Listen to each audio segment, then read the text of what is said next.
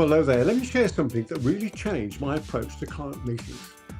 I used to make this classic mistake, and it was being too eager to present my solutions before truly understanding what my client wanted to achieve. Now, years ago, when I interviewed Tony Alessandra, the well-known American author and presenter, he shared a brilliant expression with me that changed my thinking. And here it is. Prescription before diagnosis is malpractice.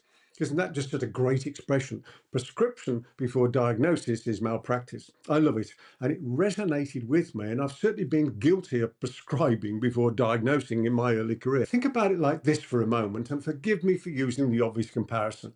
When we visit the doctor, they don't write a prescription the moment we walk through the door. Well, hopefully they don't. They ask questions. They listen carefully. They understand our symptoms before suggesting any treatment. And yet, unfortunately, many consultants jump straight into offering solutions before they truly understand their client's situation, their problems, and what those problems are creating. In my private practice, I love using that expression, as you've heard me use it many times, and I would urge you to use the same one. In my private practice, I found a simple framework that works consistently well, and I map out 3 areas. Number 1, where my client is now. Number 2, where they want to be. And number 3, what might be stopping them from getting there. Let me tell you about a mistake I made early in my consulting career. I would begin client conversations with general small talk, the weather, the weekend, plans for the future, where are you going on holiday, all that sort of stuff. Almost sounded like a hairdresser, but it wasn't serving anybody. It was just delaying the real conversation that I needed to have. Now I start with questions that matter. Here's some examples. What prompted you to reach out to me today? What made you interested in having a conversation about how I might help you too, and whatever is the context? What key challenges are you facing at the moment? Now, that's not what's the biggest challenge you're facing at the moment. That superlative question, biggest, is just so overused these days. And here's the crucial part. When clients answer these questions, I listen not just to their words, but what those words tell me about their hopes, their fears, their dreams, their outcomes, their aspirations, whatever it is that they're looking for. Over the years, I've developed 3 questions that help clients gain deeper insight into their own situations. What might have stopped you from solving this until now? What happens if nothing changes for the next 6 or 12 months, whatever is appropriate? And if we could fix this one issue, what difference would it make?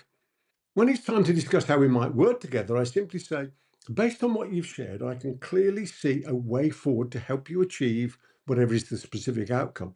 Would you like me to explain how that might look like? And I like these words: might, maybe, perhaps. I think of it like this way. If we're too certain too soon, we push people away. It doesn't mean that we're not convinced of what we're doing, but if we're just too pushy with it, it doesn't work. Remember my wonderful expression: money is the silent applause for a job well done and value delivered to other people. And when we truly understand our clients' challenges and the value we can bring, price or our fee rate seldom becomes an issue.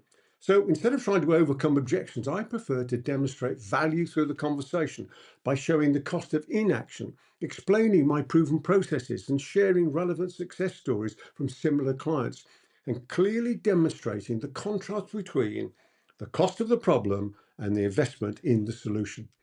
Here's what I've learned from, it must be hundreds of client conversations.